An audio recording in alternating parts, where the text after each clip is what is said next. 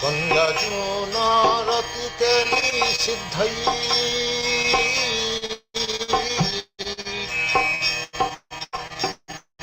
Nikunjajunarati keli siddhai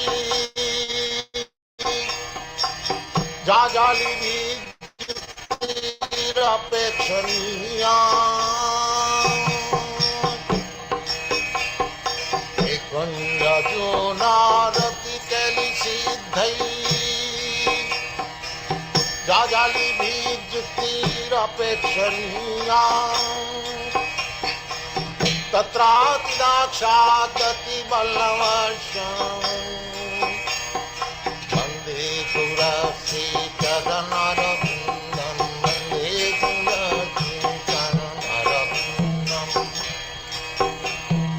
Vande Gurasi Charanarabindam Vande Gurasi Charanarabindam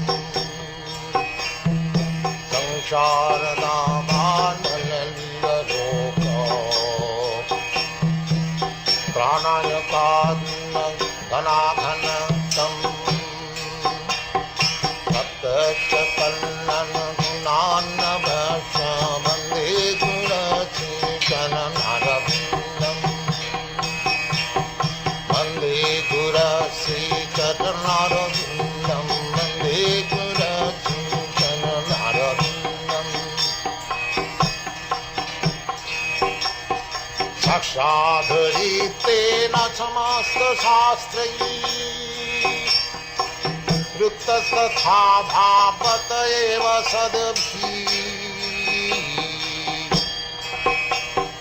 Sakshadharitena samasta shastrai Ruktastatha bhavata eva sadabhi Eva tasya Vande Gurasi Charanarabindam To Prabhu priya eva tasya Vande Gurasi Charanarabindam Samsharadhavarnalaliya loka Pranaya padina ghana ghanatyam Shakalan Gunarnavasha Vande Gurasi Charanarabindam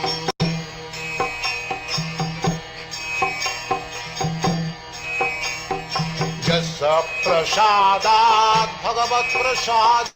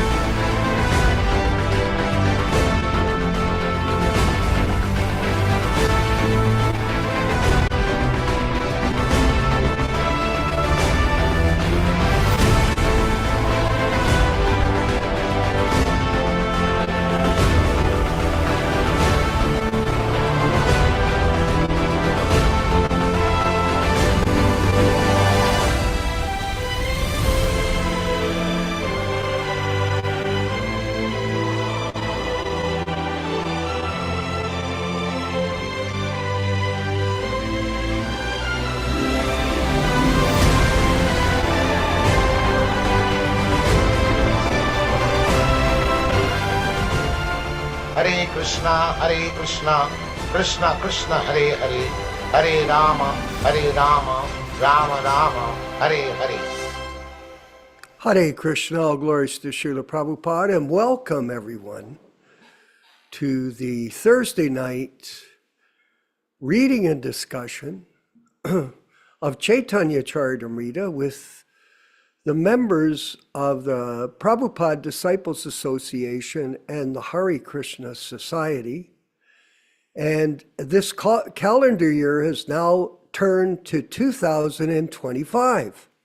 Very interesting that 2024 has gone by. And we follow a Vedic calendar, but at the same time, people in the West here follow this timetable that it turns from 224 to 225 at 12 midnight last night, and was a celebration with the Kali Yuga Society based on intoxications and meat eating and gambling, of course. So this is their way they celebrate their festivals. But the devotees, they always take shelter of the Supreme Personality of Godhead in the scriptures given by a pure devotee in the disciplic succession from Sri Chaitanya Mahaprabhu, His Divine Grace, A.C. Bhaktivedanta Swami Prabhupada. And this is what real happiness is, because know it for certain. Sage Prabhupada says to Maharaj Nimi, there is no happiness in this world. No, there's all kinds of difficulty, and we talked about it in our last session, the sevenfold miseries: birth, death, disease, old age, the miseries caused by our own body and mind, the miseries caused by other living entities, and that's relentless for sure, and the miseries caused by the material nature. So we're always being attacked by these problems in life, and we're looking for truth only. And I wanted to mention about 2024, some incidents that took place in the ISKCON group. The one most significant one I saw, most memorable, was the fall down of Giriraj Prabhu, who was originally in India helping Srila Prabhupada in the early 70s. Now, they've somehow or other, that group or organization has used a cover-up to deal with it and not acknowledge that the guru system, once again, was exposed by this fall down of this individual. Unfortunate, very unfortunate. Spiritual life is very difficult, especially for the crooked. But is it our main focus to simply analyze the fall downs of others? No. It's simply an affirmation of the deviant activities of the people in that institution and how we should avoid it.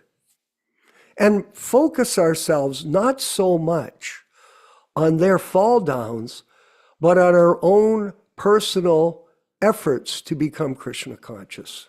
And we have so many books that Srila Prabhupada has given us that we can study. And they're very enlightening. As you know, and all of us know, I've been reading to us from the Nectar of Devotion, and we're reading from the diaries at the beginning of the program, and they're very enlivening and enlightening as well. Are we dealing with the problems of that institution and its membership? No, we're not. Of course, we're aware of it. Yes, we are, and we're avoiding it. And we're trying to help other people understand the misinformation from the ISKCON deep state. As our godbrother Nityānanda Prabhu calls it, the swamp. It's a very, very deep swamp of confusion and misdirection, misinformation. And this will harm people who are sincerely interested in making spiritual advancement. Because the principle of Guru Tattva is the principle of understanding that God manifests himself in this modern age through the mercy of his pure devotee, His Divine Grace, A.C. Bhaktivedanta Swami, in his Vani incarnation, not Vapu, with these elected gurus. His Vani incarnation, we've talked about it. If something, God manifests, he incarnates from the spiritual platform. And it becomes evident for the sincere devotees of Srila Prabhupada who study carefully his books, that Prabhupada is delivering the transcendental message of Krishna consciousness as a via media of Krishna. And Prabhupada did mention in a recent lecture I was listening to that everything the Guru says is Shastra. It's scripture. And it shouldn't be changed. It should be repeated, not adulterated. This is the problem. I've been sending my godbrother, Yashodanandana Prabhu, various clips of these new called sannyasis in the ISKCON group. No mention of Prabhupada in their speeches, not at all. And they've got some kind of concoction of Krishna conscious philosophy that they preach to others. It's more like Tony Robbins combined with Shastra. And it gives it's not repeating what the spiritual master says, it's inventing ways to get followers and members. So for all of us, our first business is to study the Shastra carefully every day, chant our rounds, yes. And along with that, preach to others. Today I was at the supermarket and some fellow I know from my past career in the entertainment came up to me and said hello. I didn't know who he was, but I went along with it. And I asked him, well, what are you doing now? He says, I sold my condo. I opened a meditation center in Hamilton here. I said, what's the meditation? Well, I draw from New Age philosophy. Oh, okay, good. And we talked for a little while, and then he suggested, well, maybe you could come and speak at my center. I said, sure, for sure. Please invite me at your convenience, and I'll be happy to attend. So we always take the advantage, whoever we meet, to preach to them and present Krishna consciousness and take every opportunity to share this philosophy with others and try to make devotees. I have a few godbrothers from the past that I know, Yashoda both know, and I asked them, in your life, how many devotees have you brought to the lotus feet of our spiritual master? Of course, the word make is not the point. We're not really making, we're introducing people to Prabhupada's teachings, but you do it personally. You attract them by your kindness, by your ability to listen, and by your ability to explain to them intelligently this philosophy of Krishna consciousness according to Prabhupada's teachings to all of us. And in this way, try to make a devotee. Many people have never met, I'm using the term make, but many people have never been able to introduce one person to become a devotee of Krishna in their life. And yet they're authorities. Oh, I'm an authority. I know this philosophy. Oh, you're an authority. Well, how many devotees have you brought to Krishna consciousness? So Prabhupada would say that's success. He would ask the temple presidents, how many books have you distributed? He wanted to know results, just like we're reading in the diaries.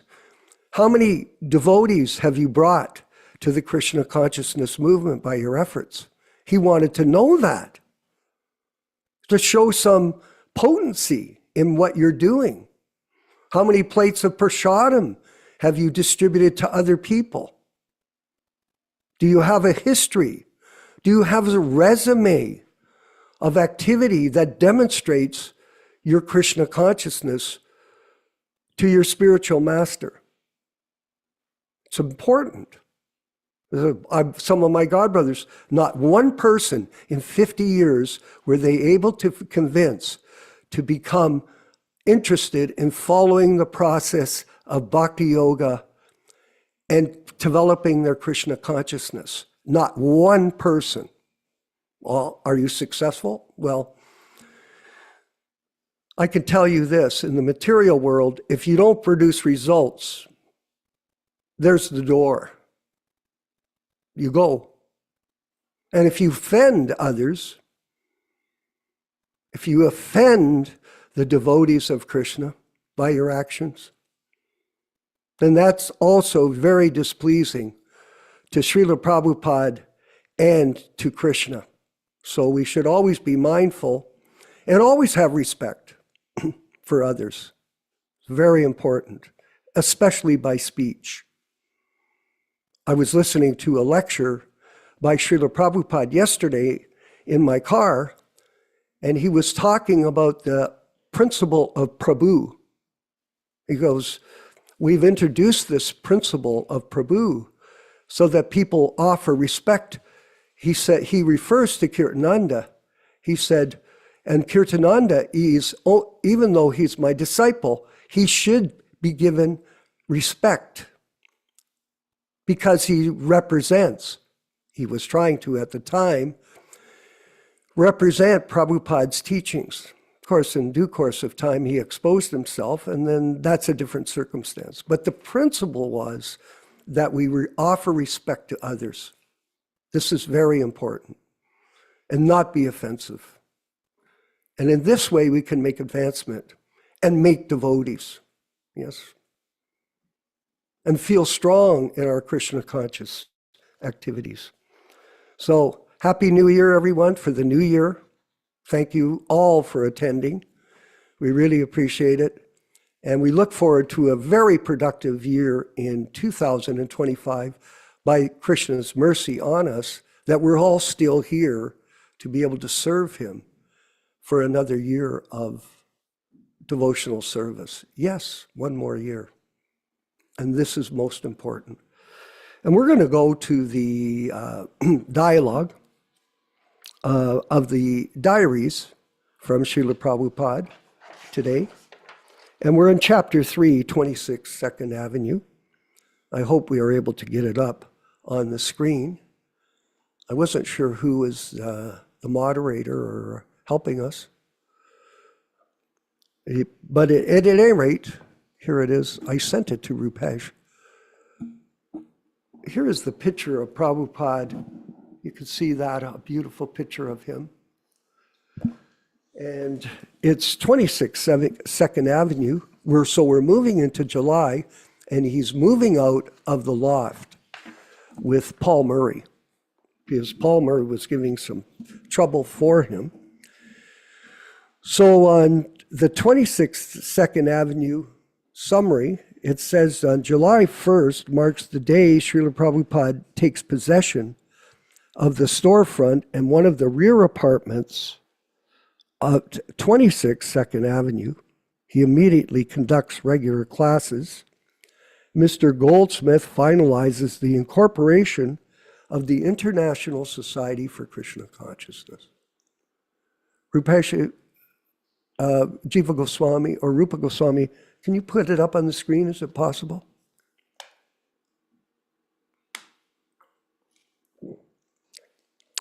Entries in this section are abbreviated as compared with the previous sections. This perhaps results from Srila Prabhupada's being absorbed with the active beginnings of this movement. These events are elaborately discussed in the Srila Prabhupada biography. On July 15th, Srila Prabhupada trains one of his followers to keep the accounts until the end of August when Srila Prabhupada resumes this practice. Thank you. Notable occurrences are the initiation of Brahmananda, Achyutananda, Satsrup, and Kirtananda, the purchase of the first two mimeograph machines, and subsequent publication of the first Western edition of Back to Godhead, the beginning of Srila Prabhupada's relationship with Allen Ginsberg, and the hiring of Judson Hall to hold a lecture program.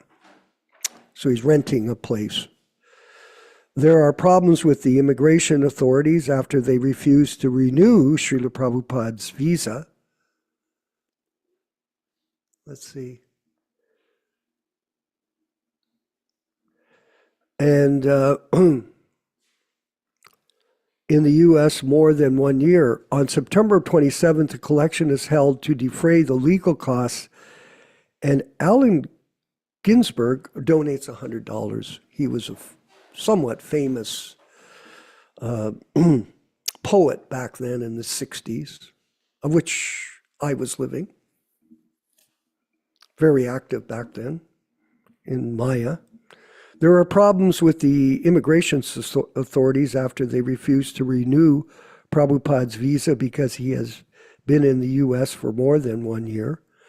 On September 27th, a collection is held to defray the legal costs, and Allen Ginsberg donates $100. Srila Prabhupada still wants to acquire a large building for a temple and preaching purposes. On October 31st, there's a $1,300 donation to the building fund by Brahmananda, and the November accounts section, see page 206, shows a loan for $5,000 from a donor named Jonathan, a friend of Rabindra Swarup Das, on November 1st. And we're going to read the summaries, the highlights of July 1st, 1966. Today, on the 1st, I entered a new house at 26 2nd Avenue. Hopefully you can pull that up. Room 1B. In the evening, there was a meeting in the new store. In the evening meeting, there were 8 men. Collection was $5.50 and a book collection of $4. That's on the 6th. In the meeting at 26th 22nd Street store, it is settled that the society shall be incorporated and the name shall be International Society for Krishna Consciousness. 11 trustees were agreed. So Prabhupada took from some of the people that were coming. He put them in these positions to be able to legally operate in America. On the 7th, Mr. Goldsmith, he saw Mr. Goldsmith and he has paid $10. The papers of the meeting were handed over to him. The society shall be registered by the next week. And he says everything is all right. There's about 20 men attended. It is encouraging. The collection was $15. And one boy, Gerald, was very much interested. And on the 9th, in the Sanskrit class, Mrs. Carroll, I should say, paid $5. On September 1st, income, Mrs. Carroll was $10. Mr. Gardner wants to increase the rent to $71. He came and got it signed by me before the trustees. So we're going to go through these highlights for the 3 months here. He came by and got it signed by me before the trustees. And the 19th, powdered milk introduced today. On the 22nd, two 4 boys, Bruce, Charles, Steve, and Keith, initiated with Harinam. By the way, we used powdered milk in the Toronto Temple back in the 70s. It was quite good. It was really quite good. Donald sent some apples by post. Thank you. Visa office sent their decision not to extend further stay to me. All the members startled. They want me to stay. We went to perform kirtan out of New York City, and it was nice. And we are invited by the Ananda Ashram. Today, on the 26th, the trustees resolved that the legal steps should be taken for my stay. They are prepared to spend up to $500 for this purpose.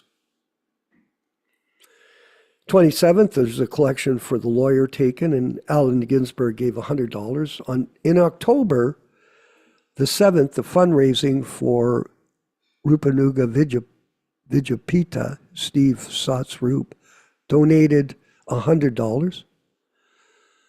And there was a memorandum section. On the 8th, by two, Minimalgraph, $150. And on the 19th, there is a hope to purchase the house. On the 20th, today, the first hearing was done in the matter of my visa extension. It will be heard again on 10/28/66 at 9 a.m. The 23rd, Gargamuni and Rancho Doris are given Harinam today, so initiations. And Back to Godhead published again today. On the 24th, Back to Godhead appeared in shape. Price was 15 cents. And the book collection was $30. Today, to attend immigration, contact Yishlaptin. By the 31st, Judson Hall, $135. That was for the classes. And in November, received a loan from Jonathan, and deposited in the bank $5,000 in the accounts section. So a lot of activity over those 3 months. Very interesting progress that Prabhupada is making now that he's at 26 2nd Avenue. And the Sankirtan movement is evolving by his determination and commitment to serve his spiritual master, Bhaktisiddhanta, His Divine Grace, Bhaktisiddhanta Saraswati Goswami Maharaj. Thank you very much. I once again, all success in 2025, and we'll move forward with the chanting of Jaya Radha Madhava by His Divine Grace, Srila Prabhupada, and the reading and discussion with Yashoda Nandana, Prabhu leading. Hare Krishna.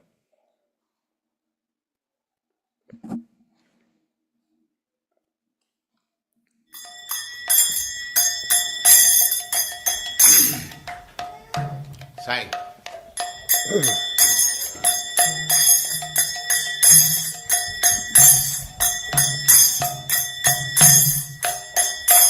Jaya Radha Madhava Punya Bihari.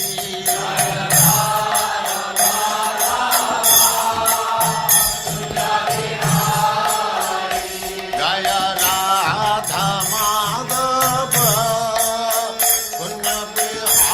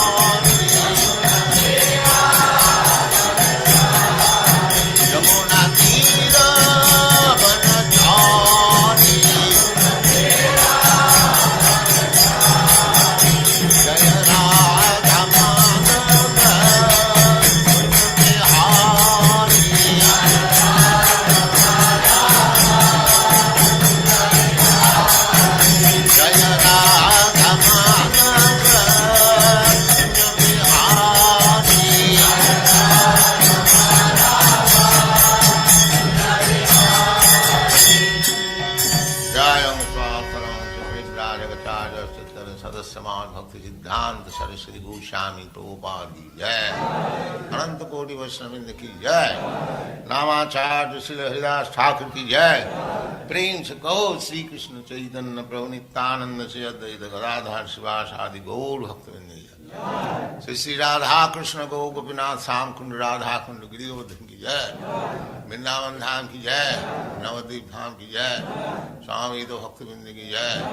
Ganga Mai ki jai. Jamuna Mai ki jai. Tulasi Devi ki jai. Bhakti Devi ki jai. Swami Ito Bhaktivinoda ki jai. All glories to the assembled Lord. All glories to the assembled Lord. Thank you very much.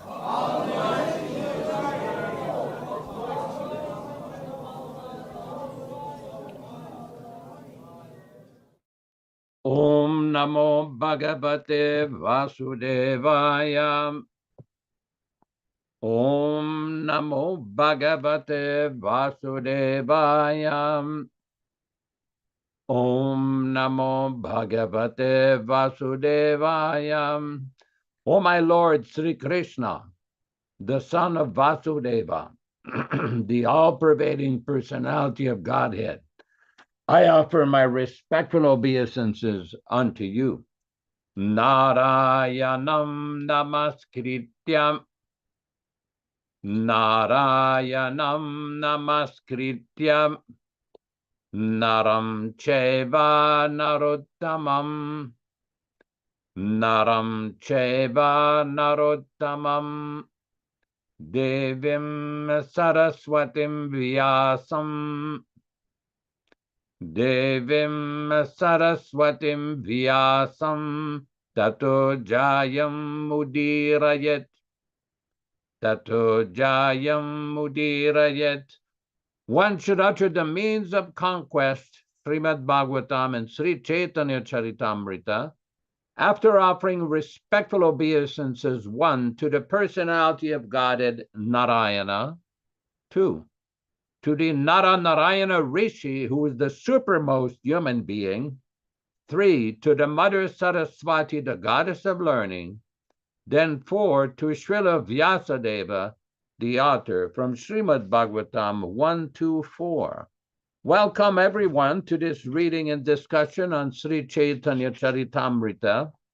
As we do every week, we will read a few selected verses from the Adi Lila chapter 1 from text 18 through 22, which describes the meaning and the benefit of hearing this powerful transcendental literature. Jai Jai Sri Chaitanya Jai Nityānanda Jaya Dvaita Chandra Jaya Gaura Bhakta Vrinda. Glory to Sri Chaitanya and Nityānanda.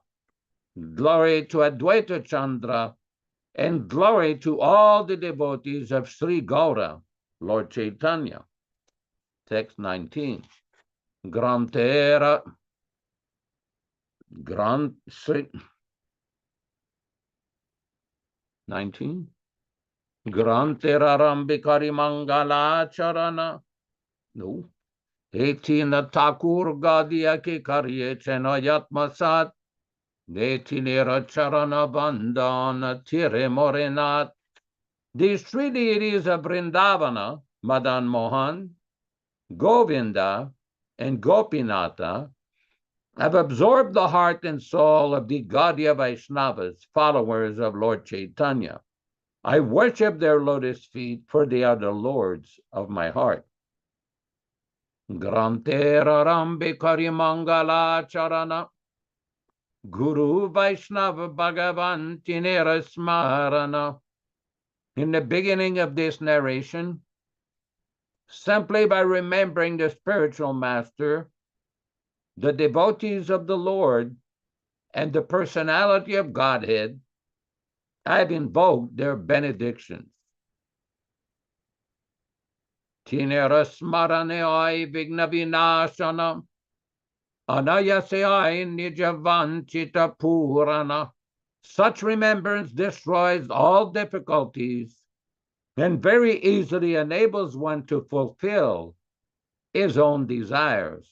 Remember the word here, where it says, such remembrance destroys all difficulties. A very important point.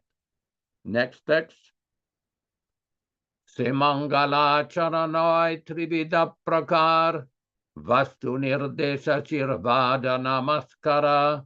The invocation involves three processes: defining the objective, offering benedictions, and offering obeisances. Again, we will proceed with our specific text today. We are reading from the Adi Lila of Chaitanya Charitamrita, the original non-adulterated, non-interpolated, non-edited version, the original version of Chaitanya Charitamrita. And we are reading today from chapter 5, text number 59. Jagat Karana Nohe Prakriti Jadarupa Shakti Sancharya Tare Krishna Kare Kripa. Jagat of the material world. Karana, the cause. Nahe, cannot be. Prakriti, the material nature. Jadarupa, dull without action. Shakti, energy. Sancharya, infusing. Tare, unto the dull material nature. Krishna, Lord Krishna. Kare, shows. Kripa, mercy. Translation by Srila Prabhupada. Because Prakriti is dull and inert, it cannot actually be the cause of the material world. But Lord Krishna shows his mercy by infusing his energy into the dull, inert material nature. Text number 60. Krishna Shakti Prakriti Oi Gona Karan Agni Shakti Loha Yeche Karaye Jaran.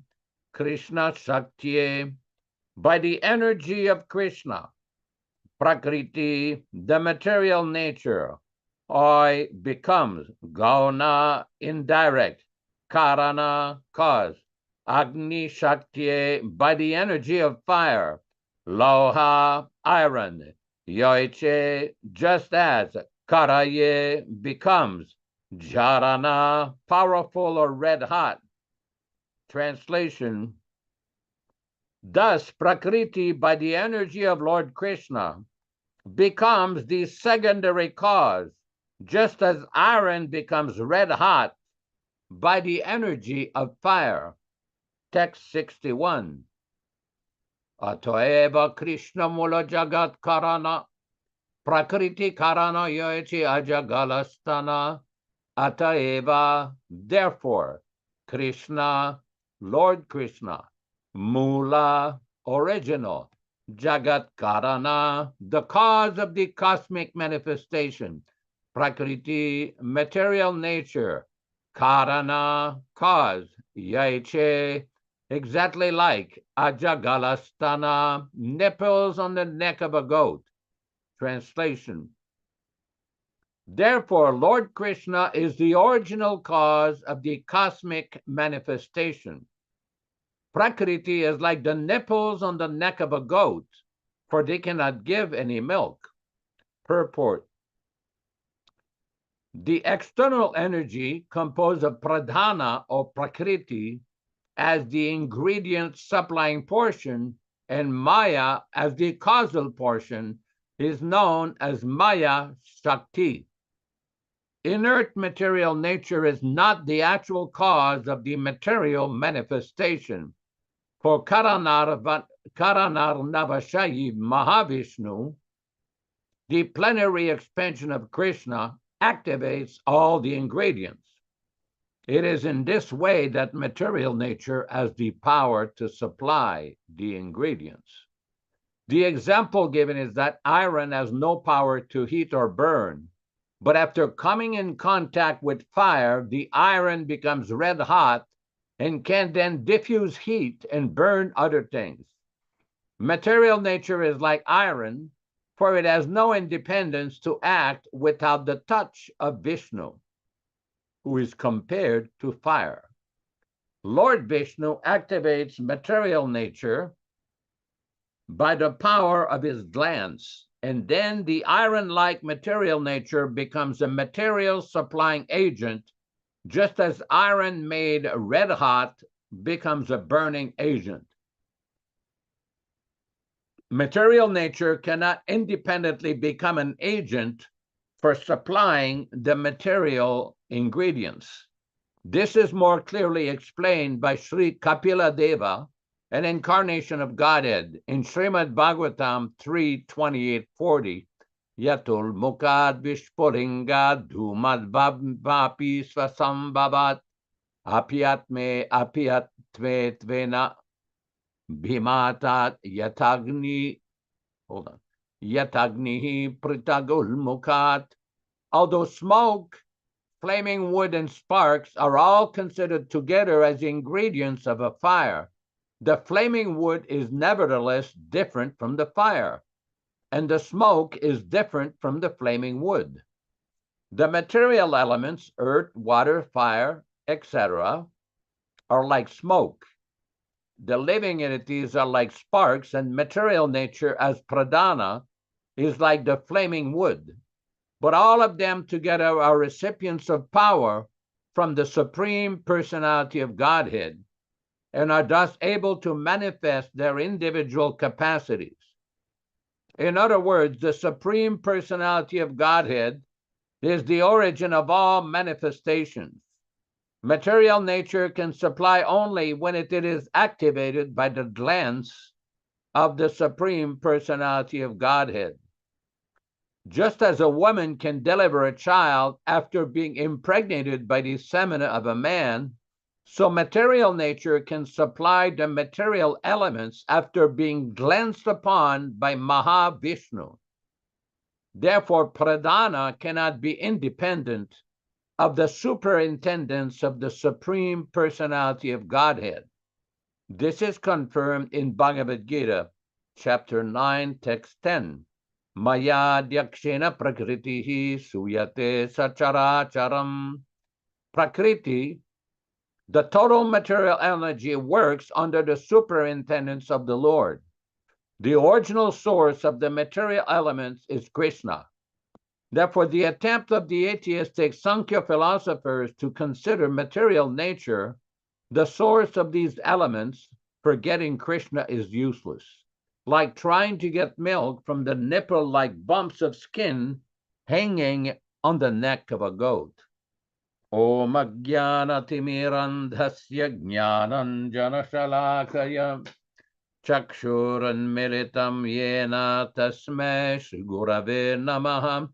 Namaum Vishnupadaya Krishna Prestaya Bhutale Srimate Bhaktivedanta Swamin Niti Namine Namaste Saraswate Deve Gauravani Pracharine Nirvishesha Shunyavadi Paschatya Desatarine Bhakti Siddhanta Shishyaya Bhakti Vedanta Namine Prasannaya Prashantaya Tasmai Shri Gurave Namaha.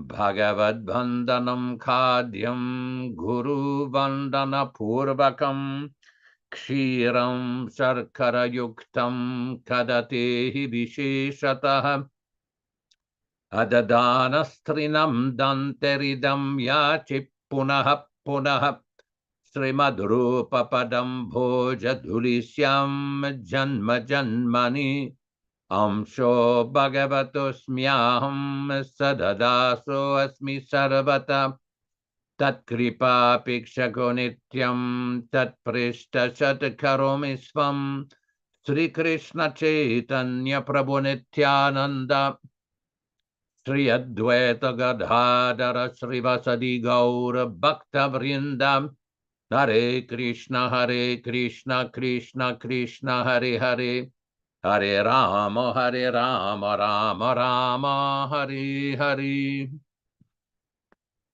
So today is a very auspicious day. It is considered the disappearance day of Srila Jiva Goswami Prabhupada, one of the foremost acharya in our Gaudiya Sampradaya, considered the Tattva Acharya.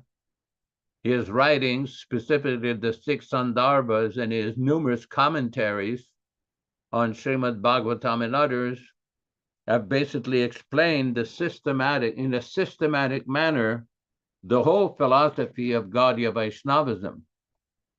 Now, this is very important because we see that some uninformed person or persons with a poor fund of knowledge occasionally will level arguments or false accusation against our Srila Prabhupada, saying, Prabhupada did not translate the 6 Sandarbhas, or Prabhupada did not translate this or that. Of course, it shows an utter ignorance of the circumstances that Prabhupada was facing during his preaching mission, specifically in America between 1965 and 1977.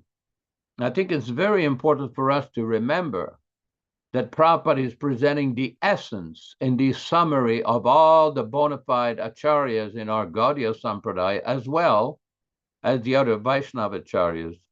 I thought to take this opportunity to read a few sections from Adi Lila of Chaitanya Charitamrita, chapter 7, text number 76. Adi Lila of Chaitanya Charitamrita, chapter 7, text number 76, where Srila Prabhupada explains, Sri Rup Sanatana Bhattara Gunat, Sri Jiva Gopala Bhatta Dasara Gunat.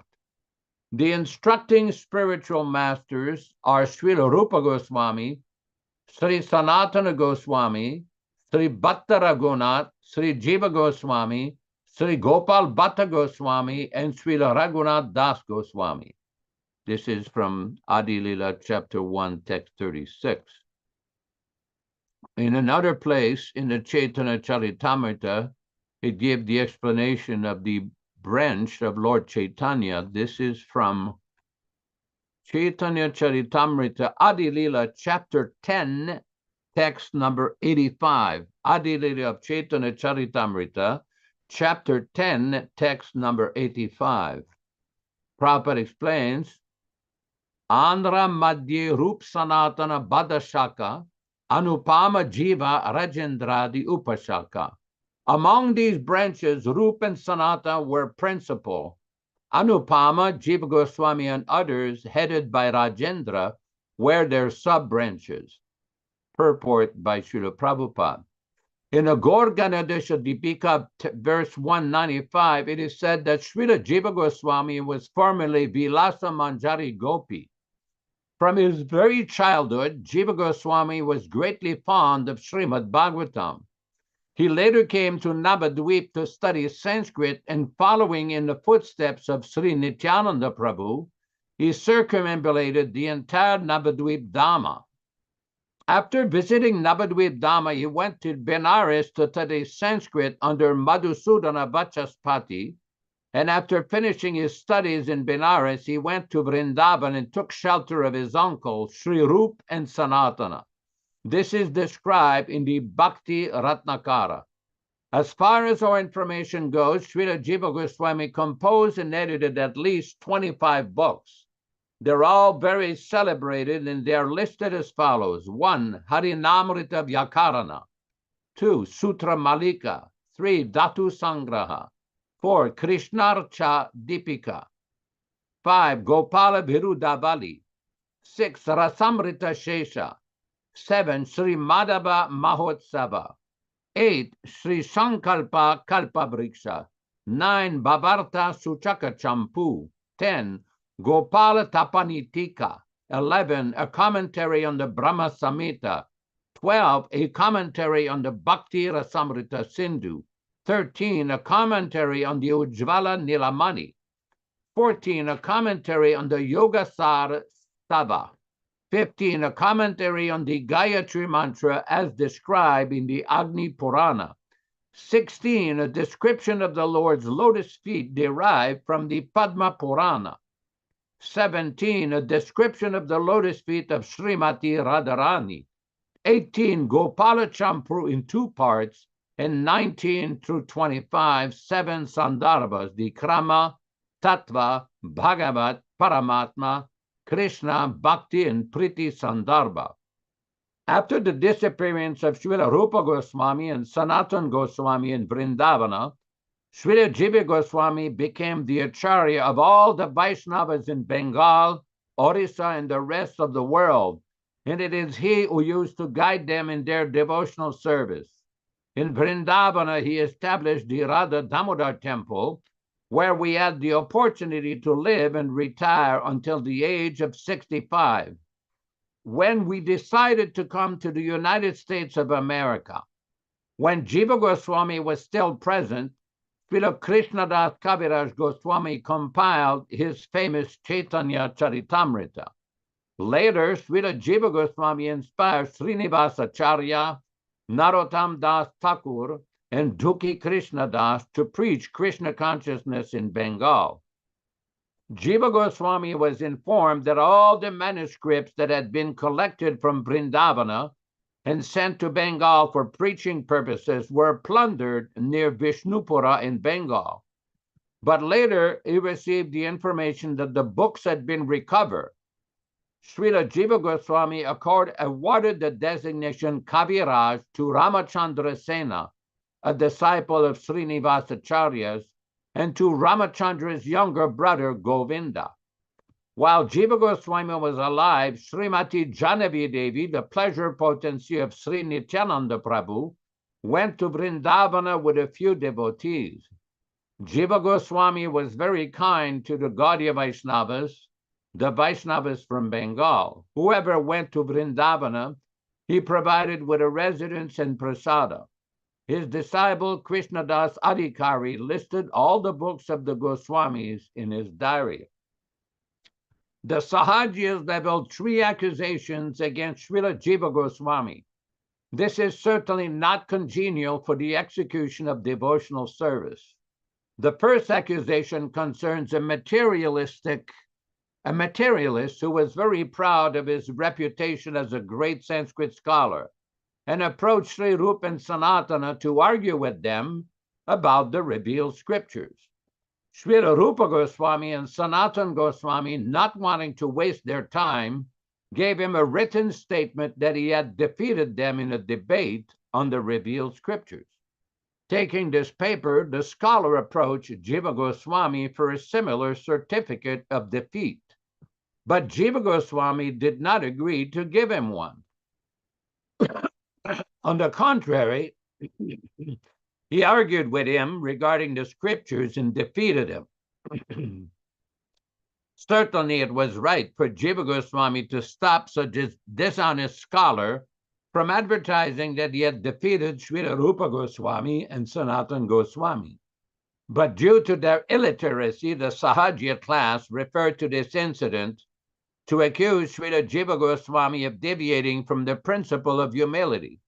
They do not know, however, that humility and meekness are appropriate when one's own honor is insulted, but not when Lord Vishnu or the Acharyas are blasphemed. In such cases, one should not be humble and meek, but must act. One should follow the example given by Sri Chaitanya Mahaprabhu.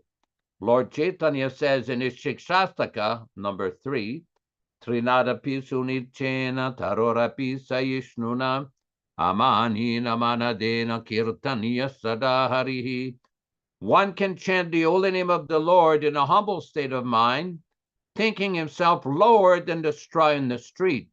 One should be more tolerant than a tree, devoid of all sense of false prestige, and should be ready to offer all respect to others.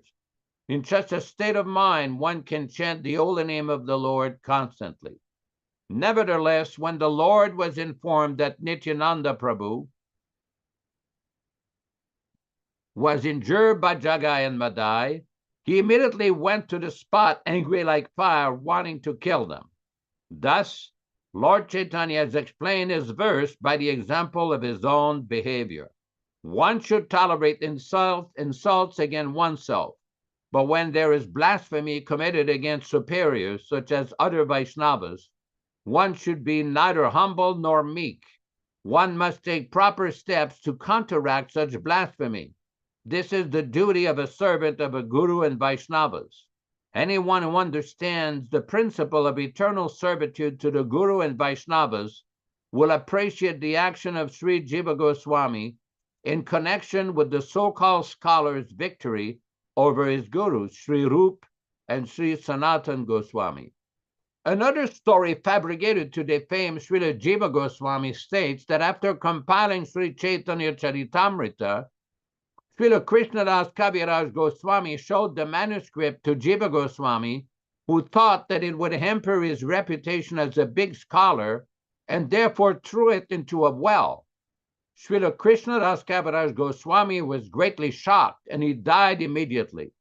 Fortunately, a copy of the manuscript of Sri Chaitanya Charitamrita had been kept by a person named Mukunda, and therefore later it was possible to publish the book. This story is another ignominious example of blasphemy against a guru and Vaishnava. Such a story should never be accepted as authoritative. According to another accusation, Srila Jiva Goswami did not approve of the principles of the Parakya Rasa of Vrajadama, and therefore supported Svakya Rasa, showing that Radha and Krishna are eternally married. Actually, when Jiva Goswami was alive, some of his followers disliked the Parakya Rasa of the gopis. Therefore, Srila Jiva Goswami, for their spiritual benefit, supported Svakya Rasa, for he could understand that Sahajas would otherwise exploit the Parakya Rasa as they are actually doing at the present. Unfortunately, in Vrindavan and Navadvip, it has become fashionable among Sahajas in their debauchery to find an unmarried sexual partner to live with to execute so-called devotional service in Parakya Rasa. Foreseeing this, Srila Jiva Goswami supported Svakya Rasa, and later all the Vaishnavacharyas also approved of it. Srila Jiva Goswami was never opposed to the transcendental Parakya Rasa, nor as any other Vaishnava disapproved of it. Srila Jiva Goswami strictly followed his predecessor gurus and Vaishnavas,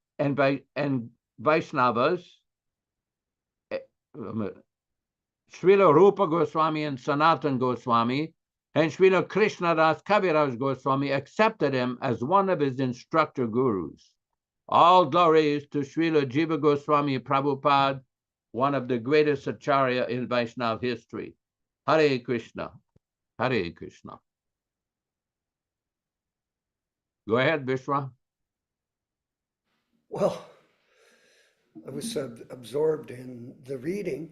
And I was wondering if maybe you could make a comment, if it's possible, about the particular section that we read and how extensive these writings were by these Goswamis, and how Prabhupada summarized these teachings in his own books, and he didn't encourage us to study these other books that he has listed in these in this writing this evening. Well, it's a very interesting topic. Let me just tell a little story. In 1972, Guru Das and my lowly self, we were asked by Srila Prabhupada to empty his various trunks that he had brought from Allahabad. And these were trunks which had these personal effects from his days with his pharmacy and everything. But part of these trunks, there was a lot of different manuscripts of Easy Journey to Other Planets and a lot of his original writings, all type sections. So we kept those separately. There were numerous copies of the first printing of the Easy Journey to Other Planets. We kept those. But he told us to discard and throw away all of the various other things. We kept any of the original material from the League of Devotees that he had in Jhansi, Uttar Pradesh. And what happened is Guru Das went to Srila Prabhupada one time, and Prabhupada told him that in this temple at Radha Damodar, the original scriptures with Goswamis were kept. What happened during the lifetime of Jiva Goswami, there was an Emperor Akbar in Agra, and he came to visit Vrindavan and actually gave a donation for construction of a book room, that the writings of Jiva Goswami and the Goswamis were kept near the deity room. And Prabhupada told Guru Das that if you would understand the real meaning of these literatures, you would faint.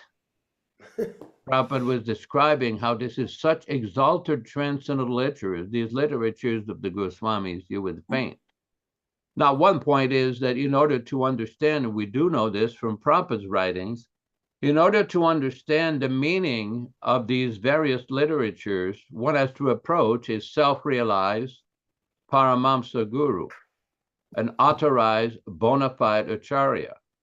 Because we see in the Chaitanya Charitamrita itself, how Krishnadas Kaviraj warns that it is impossible for any intelligent person, even highly intelligent person, to understand the mind of a pure Vaishnava.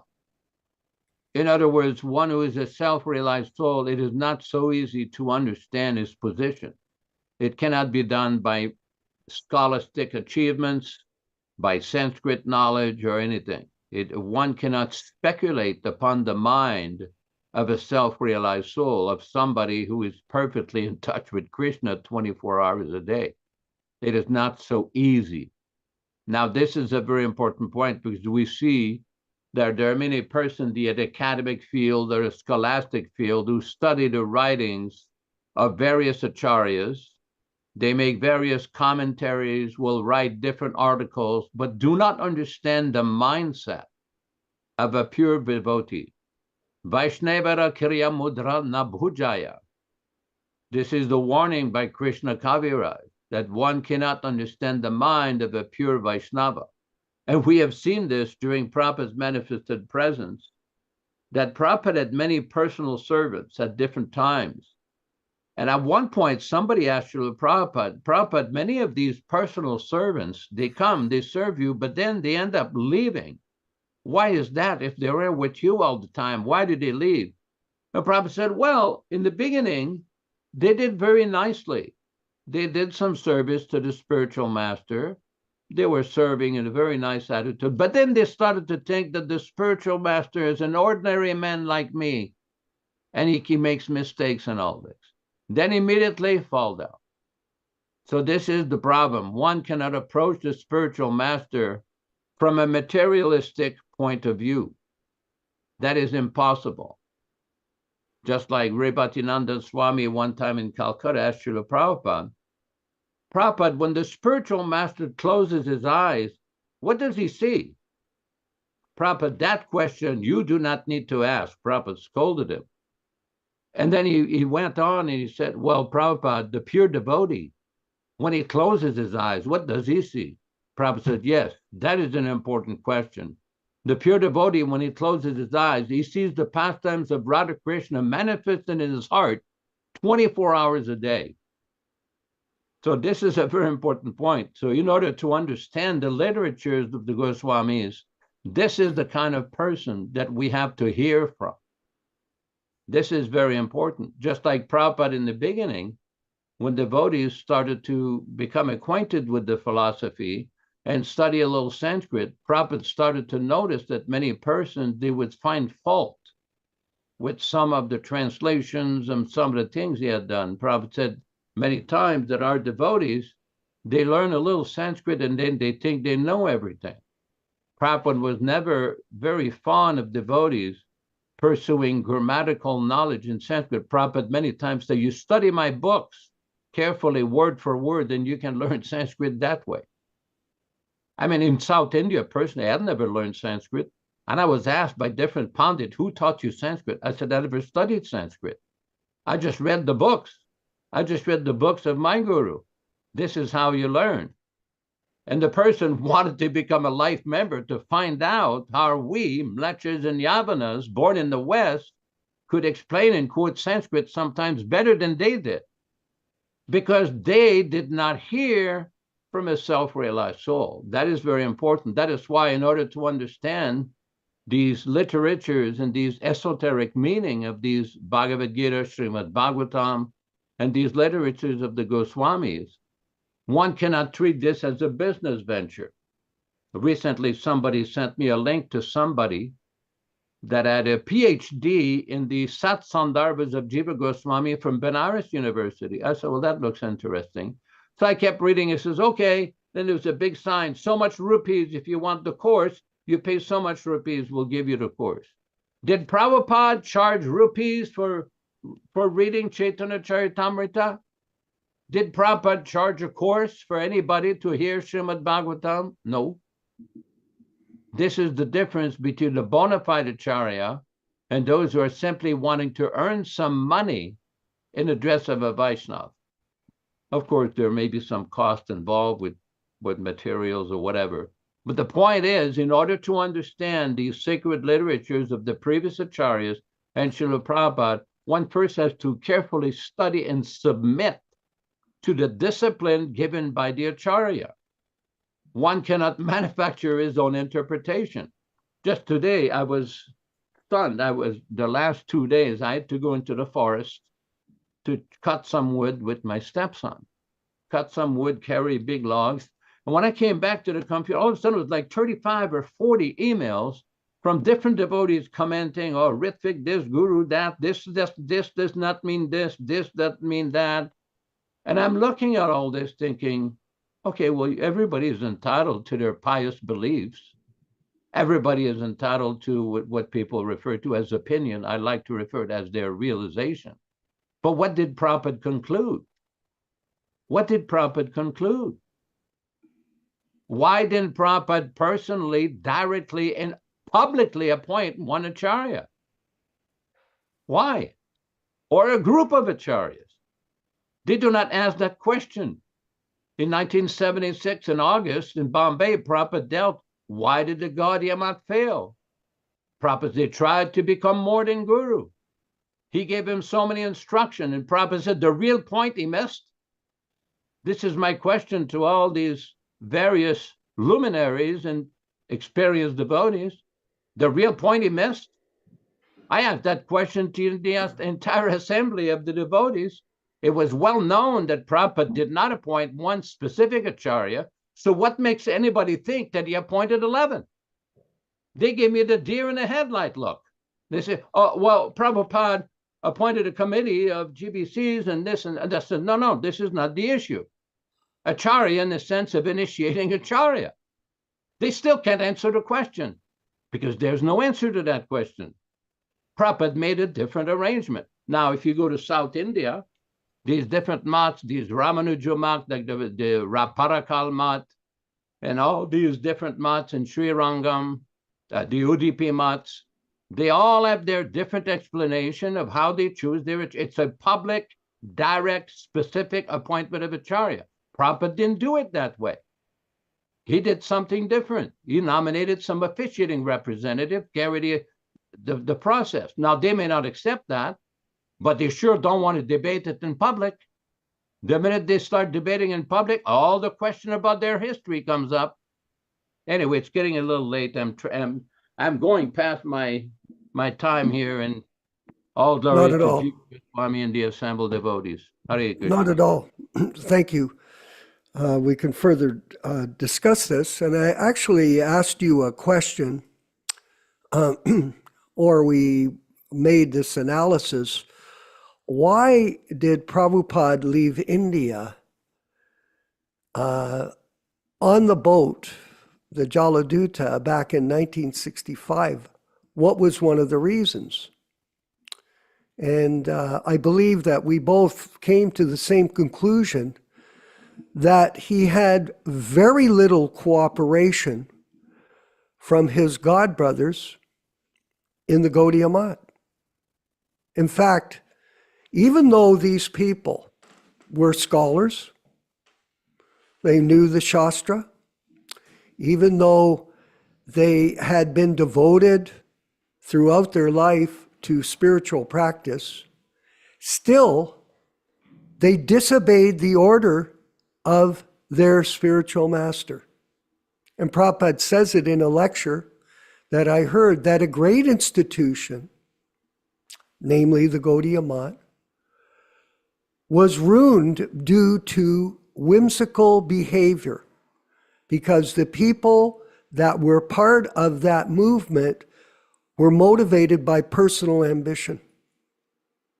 And so Prabhupada didn't see He was never recognized, Prabhu, as a prominent member of that movement when he was in India. They minimized his position. And subsequently, when he reached out for them for help, he got very little help from them, yes. And it revealed to him that he was on his own. And when he came to America, we're reading in the diaries how difficult everything was. But then gradually people came from the Western side, the people in America, and they took up the mission that he was requesting them to do, and he reposed his faith with them. Yes, he did. And then he marched forward. The letter from Mangala Niloy Brahmachari that we read recently in the diaries further revealed that. And that Prabhupada discarded it. In fact, he finally came to the point not to have anything to do with the Gaudiya Math and his god brothers. And he sent multiple letters to myself personally and to other god brothers to tell us, do not associate with my god brothers. Why? Because they destroyed the movement of Bhaktisiddhanta Saraswati Goswami, His Divine Grace. And instead of preaching Krishna consciousness according to the teachings of Bhaktisiddhanta Saraswati Goswami and Srila Bhaktivinoda Thakur, they were interested in setting up their own mats and setting up their own guruship and setting up their own life despite their academic understanding of this philosophy. And it's interesting, and this is not a reflection on any of the members here, so please don't feel that. I had a chance to associate with Professor Joseph O'Connell, who was the professor of Vaishnava studies at the University of Toronto. And he was a friend of mine. Actually, I went to his house in 1974 when Ban Maharaj came from India under the invitation of Professor Joseph O'Connell to speak at the university. And we were regular guests of the professor as well. And he was a scholar of Vaishnava teachings, yes. And in 1975, I met him at a strange occurrence at the Ganges River in Sridham Mayapur at 12 midnight. Who could imagine? I was there with the brahmacharis, and we were going down to the river because it was midnight for this ceremony of taking bath at the Gaur Purnima at midnight. And I met him. And we had a pleasant talk. And it was really nice to see him, of course. He was a gentleman in many regards. And he made a very interesting comment to me that he wasn't sure that Lord Chaitanya or Krishna was God. He really didn't know. And it made me understand that despite his academic achievement, he wasn't a Jayananda or a Prakrita. That the understanding of Krishna consciousness does not come from academic study ever. It's a job, yes. And like I said, it's not a reflection of anyone. We all have different jobs. And our Prabhu, Garuda Prabhu, has a job at a school where he's fortunate enough to be able to speak about the Bhagavad Gita to his students there who are specializing in that. But that's a very selective crowd, a very small audience.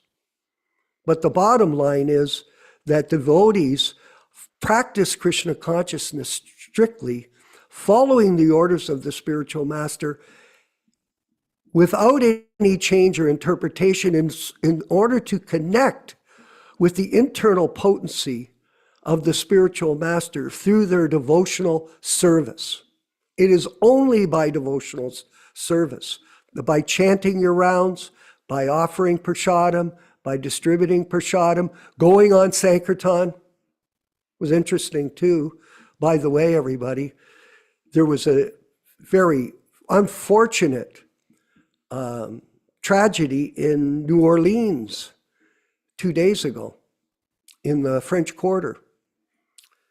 And our godbrother Ram Raghava put that picture up of me in the French Quarter with our Sankirtan party back in the 70s. And I have fond memories of being there. I served there on our Sankirtan party, and it really struck a chord to see how tragic that killings went in the French Quarter, which I was very familiar with. So this Krishna consciousness process is devotional. It is based on devotional practices and surrender, absolute surrender to the spiritual master. Back in the 70s, it was much different. I can remember we have pictures of us living, all of us, men, we were all living up on the 3rd floor of the Gerrard Street house. It was a house. And I think we had 13 men, Nityānanda, Prabhu, that were living in that 3rd floor accommodation.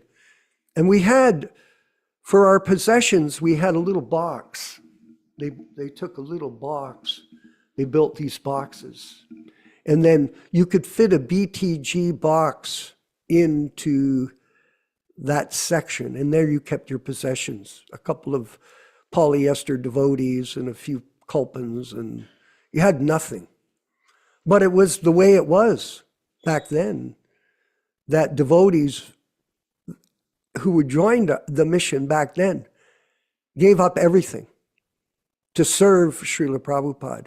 And therefore, Prabhupada was very affectionate to us, very affectionate. And this, there it is, that's in the French Quarter of New Orleans, where that tragedy took place. So it's a really sad occurrence to see people suffer like that. But nonetheless, this process of devotional service is based on austerity, on surrender, on a self-discipline, on a commitment by each individual person, and then all the purports of the Vedic literature will be revealed by the grace of His Divine Grace, A.C. Bhaktivedanta Swami Prabhupada. This is not a mechanical process. This is a devotional process, and it is up to each individual to follow it and do the best they can to come to the level of full surrender. Yashodanandana Prabhu, if you could further elaborate. Well, this is a very important point, and also reminds us that in the material world, death can happen at any time. We see in the Mahabharata, there's the famous conversation between Maharaj Yudhishthira and some ghost who was asking him so many different questions. And at the end of this exchange, Maharaj Yudhishthira answered, Ahani ahani gachanti yamalayam, shesas tavaramichanti, kimacharyamata param. What is the most wonderful thing in the world? That every single day we see people dying and go to the abode of Yamalayam, Yamaraj, the god of death. But yet, we see the people are not making intelligent inquiries. That is also going to happen to them anytime. We see this. Last year, I had to take a relative to an hospital down the mountain here, and I was in the lobby of the emergency room, and some elderly woman in the chair, she's crying, oh, I don't want to die, I don't want to die. And the nurse is petting her on the back, says, you won't die, you'll be okay. You'll be okay. It's not going to happen today, man. It's going to be okay. But what this poor woman did not understand, it is going to happen someday. It will happen. But unfortunately, in this material world, nobody is making arrangements. Nobody is making provision. They're not asking, what will happen to me? Everybody is afraid of death. Only a fool says that he is not afraid of death. Only a pure devotee is not afraid of death. And this is a very important point. Very important point. A person has to make intelligent inquiries. What the Bhagavatam is the record of all the inquiries of the 60,000 great sages at Naimisharanya to Sutta Goswami. All these different important questions are being raised. Where did the principles of religion go since Lord Krishna departed? What is the current state of affairs in Kali Yuga? How can people be delivered? This whole Srimad Bhagavatam revolves around very important, basic, fundamental questions. And devotees should ask questions, intelligent questions. We're not a bunch of crazy fanatics. You know, in the Second World War, Hitler had a minister of information. I call him Minister of Disinformation, Goebbels. And he was very famous for a quote that if you tell a lie 100 times, eventually it comes to be accepted as truth. And unfortunately, in our movement, devotees have been victimized by the false propaganda of a few misleaders who've repeatedly told a lie, a bogus lie, that they had been appointed as Prabhupada's successors and Diksha Gurus. But when you ask for the evidence for this, all you get is different interpretations. It's just like every year in America or Canada, you're going to find, it doesn't happen very often, either a lawyer or an accountant or a dentist or an engineer, somebody puts a plaque on the wall and say, or put a lab coat, say, that's it, I'm a doctor or I'm a lawyer. Put a three-piece suit, put a plaque on the wall. But he really hasn't gone through the training. He really can't build a bridge or a building with an engineer certificate. He really can't perform a dental operation without going to the training, the experience. But they will, eventually it catches up. And they have very severe penalties for people who impersonate these professions. Whether it's a dentist, an engineer, a doctor, a lawyer, an accountant, it requires special training. Prabhupada was very precise in how he conducted his movement. Everything was documented. How you wanted the devotees to get up, to take a bath, to recite prayers, to do Tulsi, Mangal Arti, Guru Puja, Japa, Bhagavatam class, preaching, Samkirtan. Everything was documented. PBT, the management of the temples, don't go to other institutions, everything. But then at the end, this most important point of so-called successors became all confusion. Why? The reason why is some people had their own personal agenda of profit, adoration, and distinction. Therefore, the discussions, they didn't want the discussion to take place. Therefore, there was so much politics, so much nonsense, so much cover-up. Thank you very much. Hare Krishna. Well, we'll move on to the questions and answers. I wanted to further elaborate on what you said about severe penalties for people that practice medicine without a certificate, that people that practice law without a certificate. They will be penalized.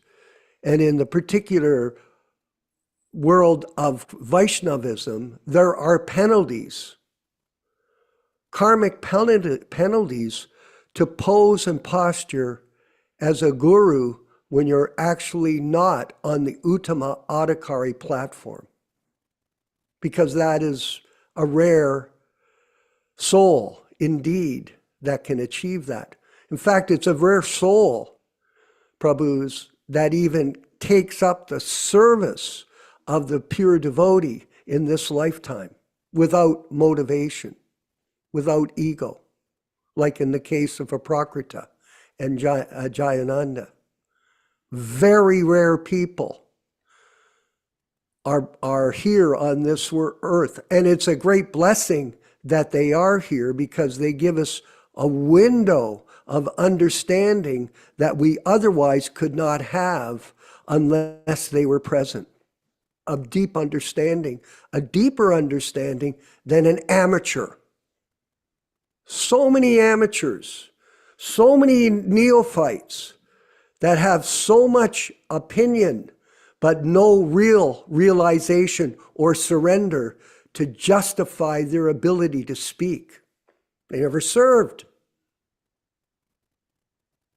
We have a situation, and I'll just wind it up, that there is a Prabhu online. I won't mention his name.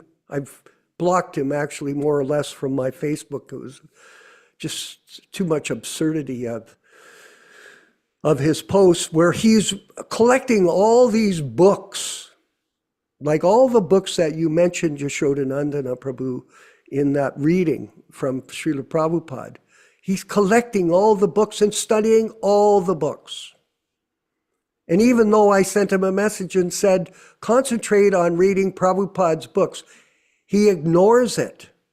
A neophyte like that has no idea of how to become trained up by the association of bona fide disciples of Srila Prabhupada, and he wants to carry on and read everything.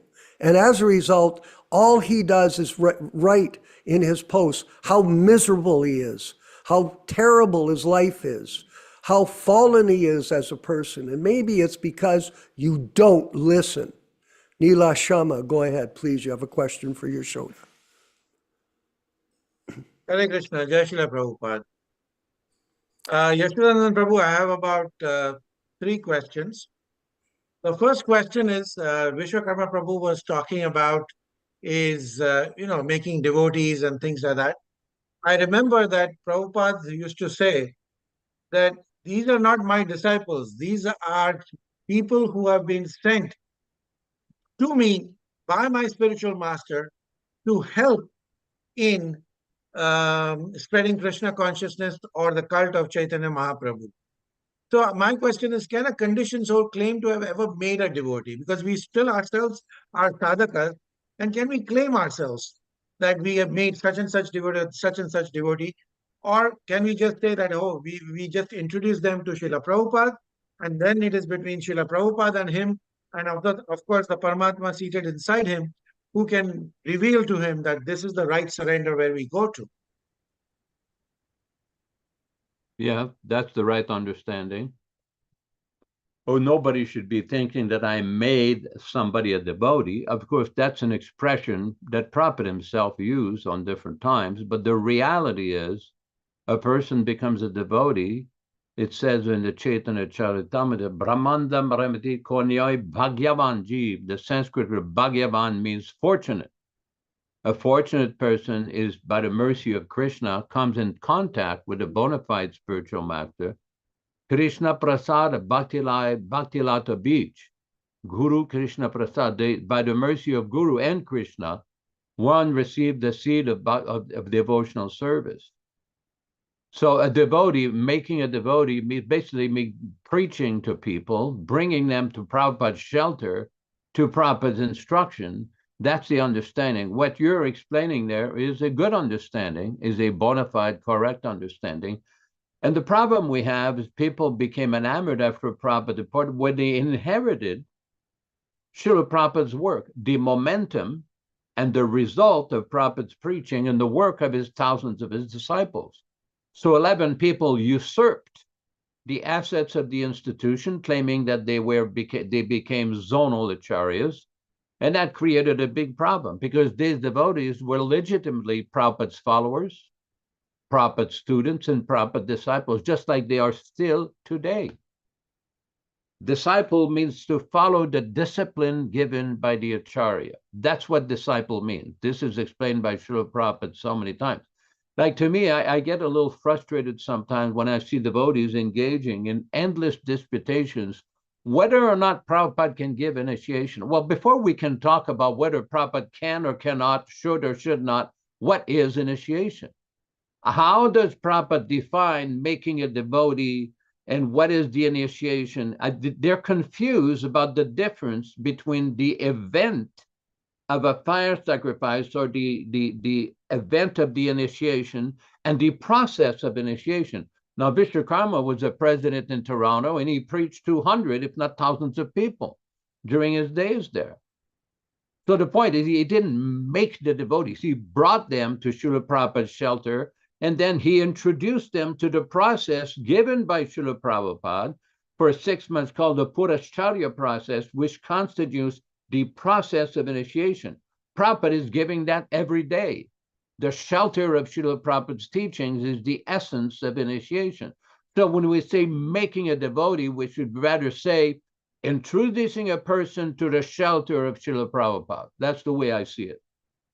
So other question or some? I wanted to make a comment.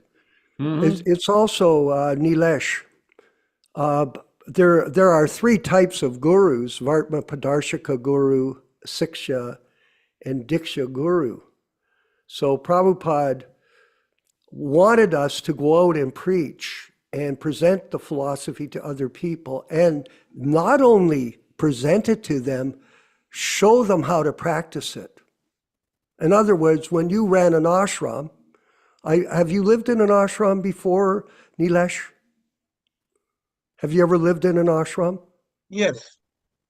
Okay, how many years? I'm just asking. Not years. How much? Not years. Not years. Just a few weeks. That's okay. It's just so I get an idea.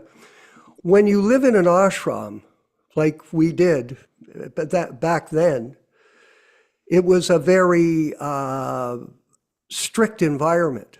Now, some people followed it and some people didn't. For example, we would wake the people up in the morning.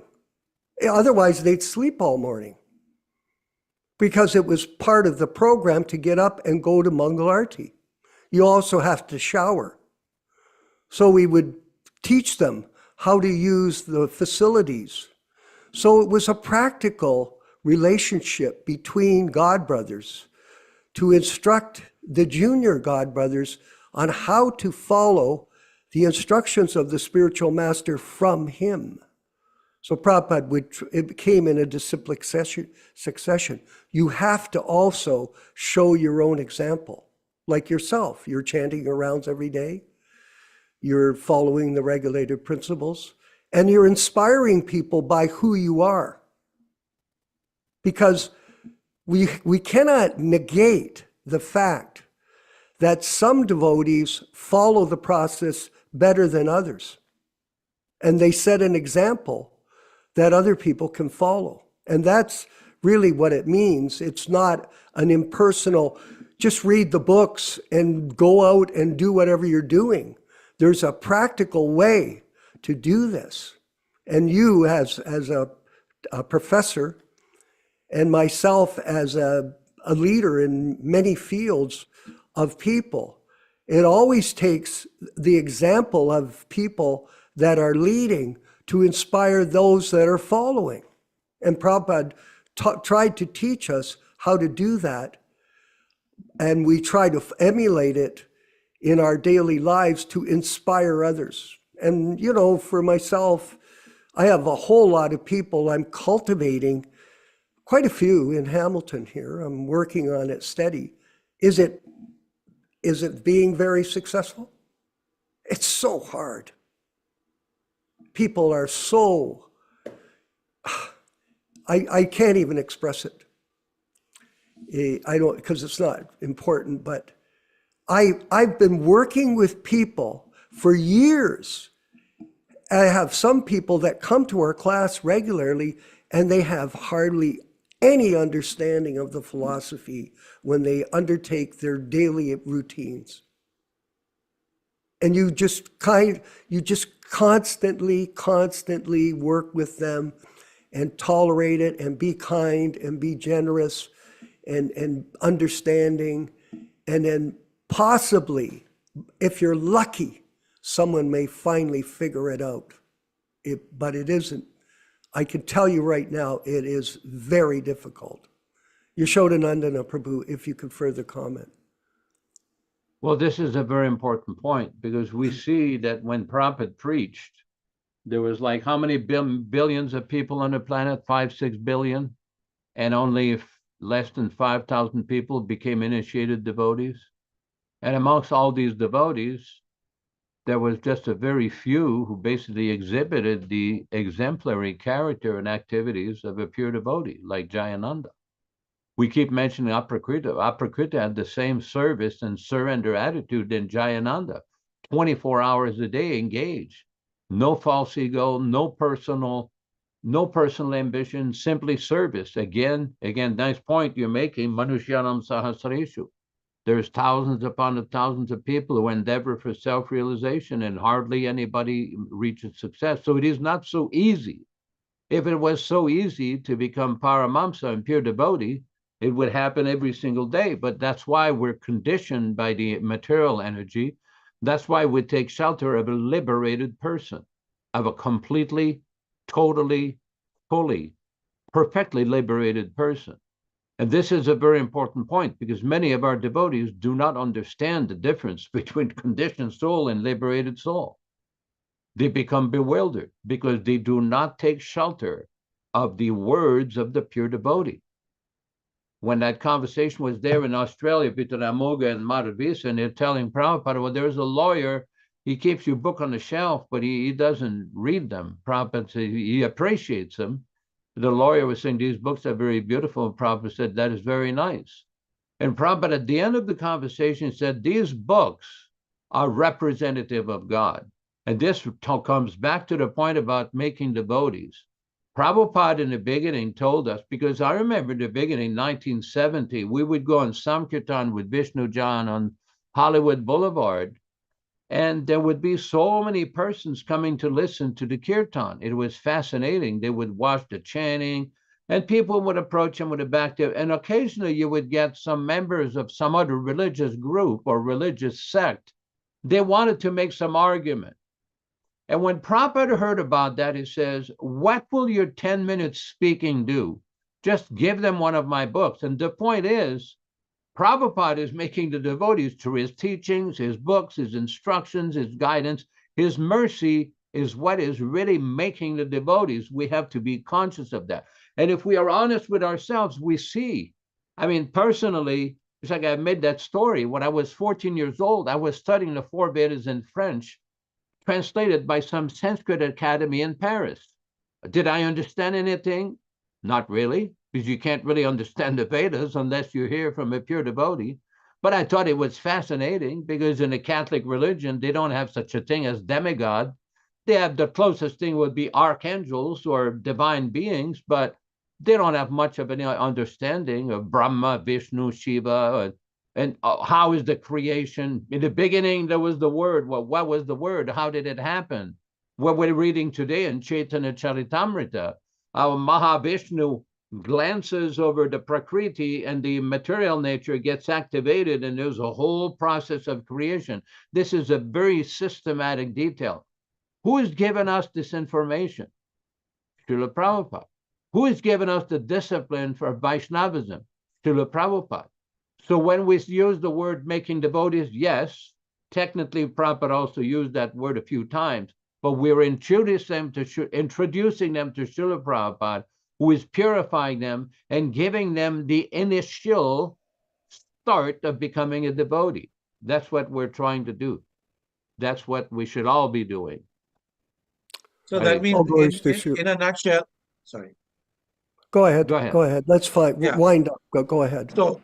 So in a nutshell, we can say that we motivate them to read Srila Prabhupada's book. We motivate them to try and chant 16 rounds. We motivate them to try to follow the four regulative principles.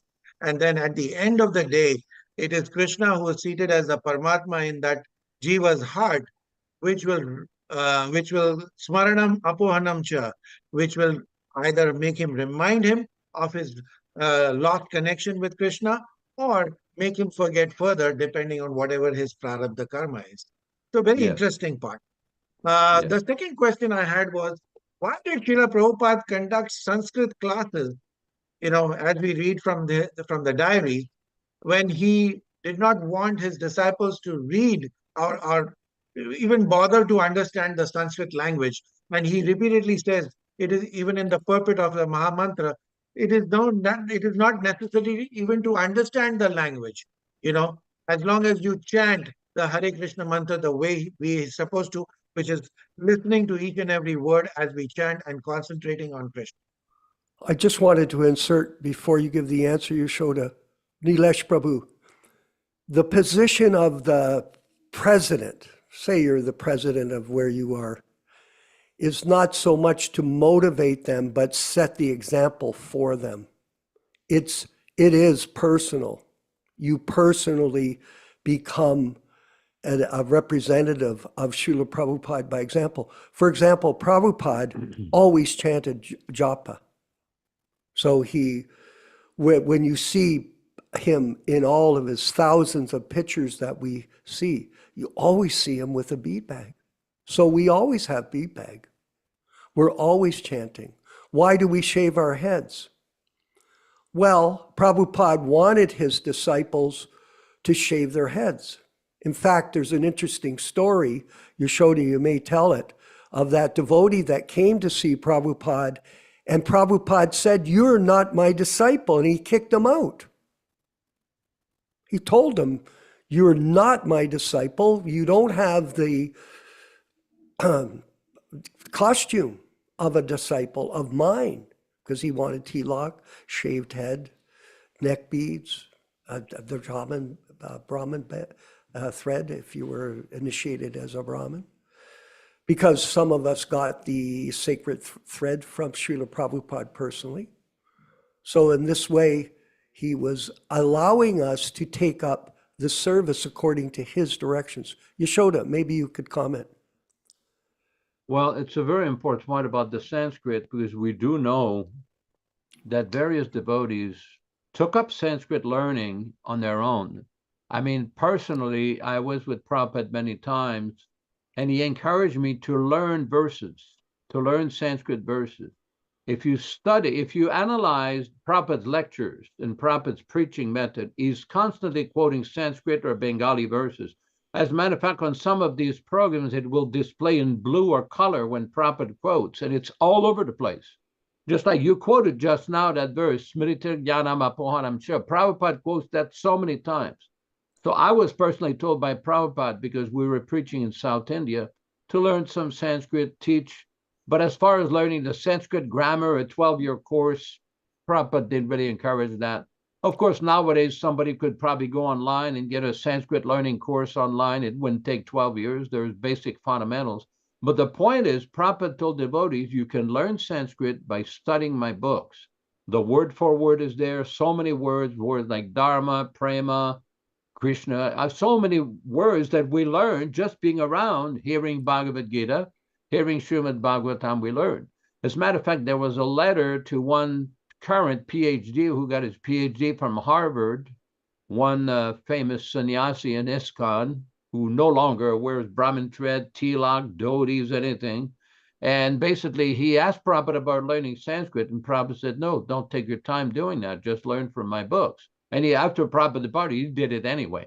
So whatever, that's his thing. But Prabhupada did not encourage his disciples to go to the study of Sanskrit grammar. In the case of Pradyumna, what happened with him in 1967 when he came, he just learned it on his own. He got a Sanskrit book and picked it up very quickly and became very proficient. Maybe he picked it up from his past life or something, and basically became very proficient to the point that Prabhupada gave him the title Panditji. And he did all the work for his books, and Prabhupada recognized him. So I'm still in touch with him on a regular basis, and he does still a lot of tremendous scholarly work with many persons. But Prabhupada did recognize that particular devotee. But Prabhupada was also critical of some other devotees.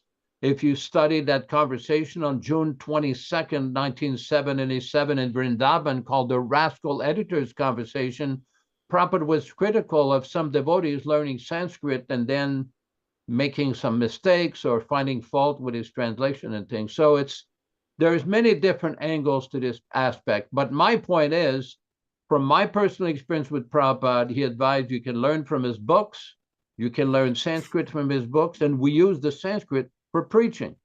Just like right now, you quoted from Srila Prabhupada's Bhagavad Gita, from Bhagavad Gita, and it's very effective. It's the way Prabhupada preached. Hare What Krishna. we're going to do is table the last question for the class on Saturday, because we're at 9:48, and I know some of us have to go.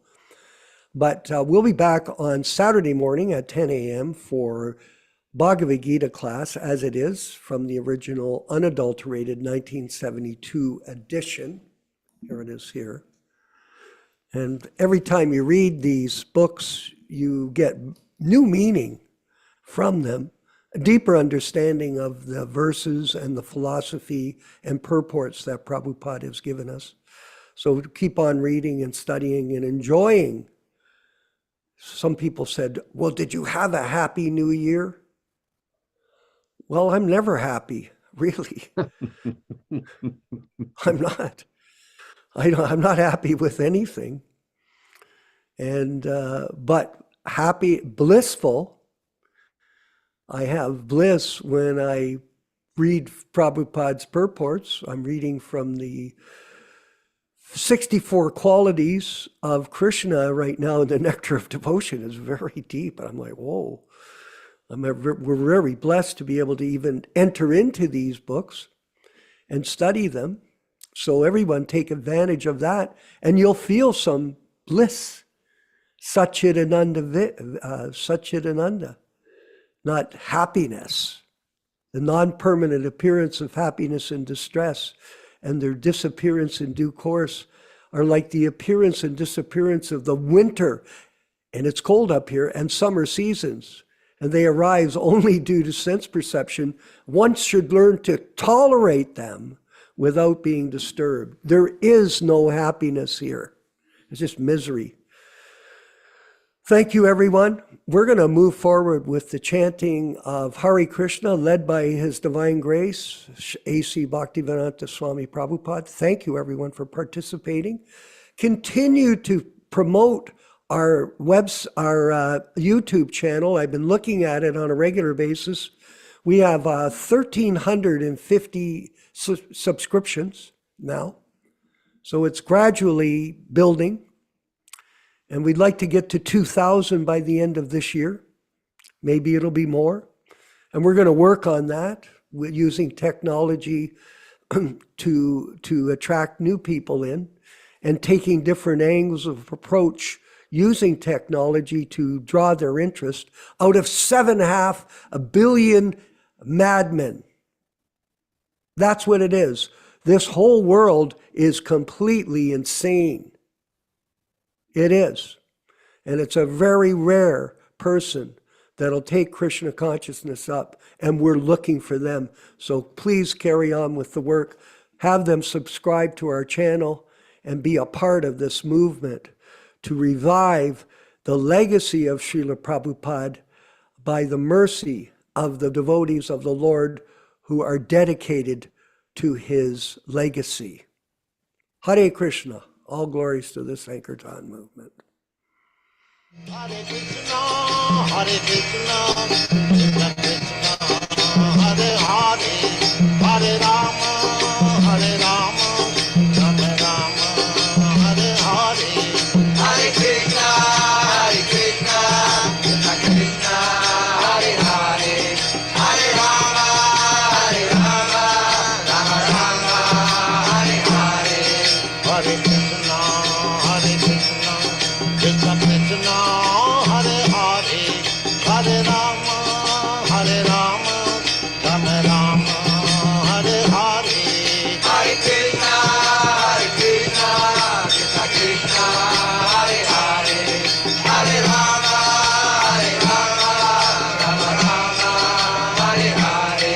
Hare Krishna, Hare Krishna, Krishna Krishna, Hare Hare, Hare Rama, Hare Rama, Rama Rama, Hare Hare. Hare Krishna, Hare Krishna, Krishna Krishna, Hare Hare, Hare Rama, Hare Rama, Rama Rama, Hare Hare. Hare Krishna, Hare Krishna, Krishna Krishna, Hare Hare, Hare Rama, Hare Rama, Rama Rama, Hare Hare. Hare Krishna, Hare Krishna, Krishna Krishna, Hare Hare.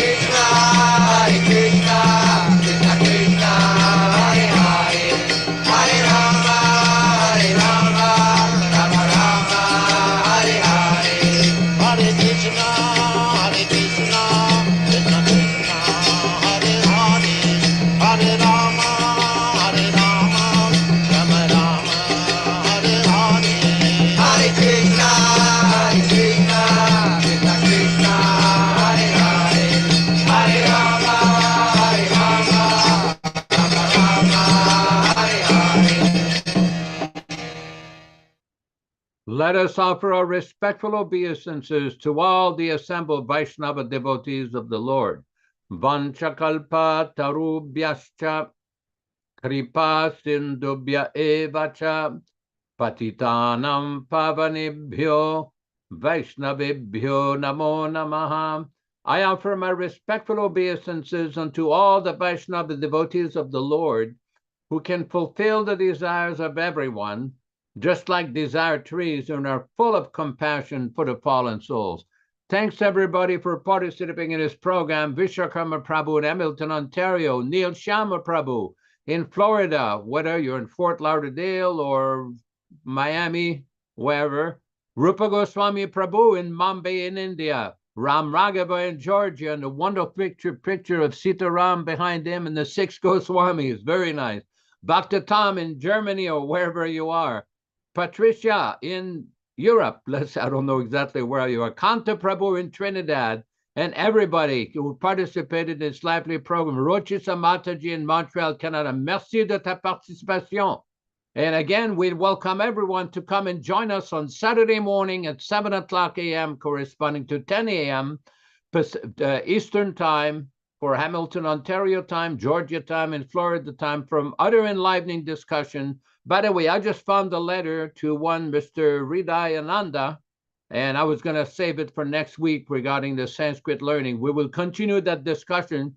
I think it's a very important point you mentioned, Nityānanda Prabhu, about the Sanskrit learning. It needs to be further discussed and understood. Hare Krishna, all glories to Srila Prabhupada. Haribol. Oh, yes, and this Mataji from Argentina. Argentina, okay. Very nice. 26 to everyone from Argentina. Hare Krishna. Welcome, Mataji from Argentina. Hare Krishna. Come back on Saturday.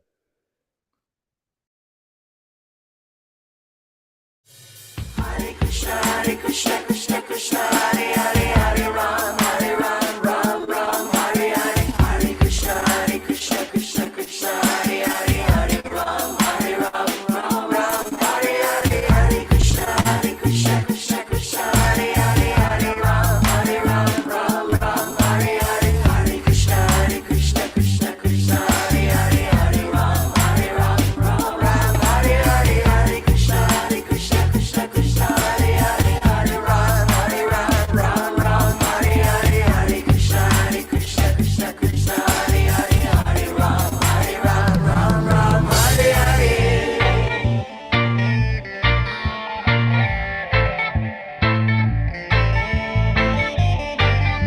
Krishna Hare Hare, Hare Ram, Ram Hare Hare. Hare Krishna, Krishna Hare Hare, Hare Ram, Ram Hare Hare.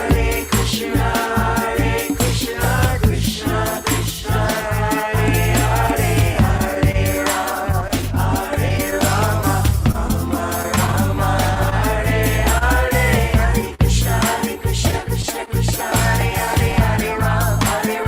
Ram Hare Hare. Hare Krishna, Krishna Hare Hare, Hare Ram, Ram Hare Hare.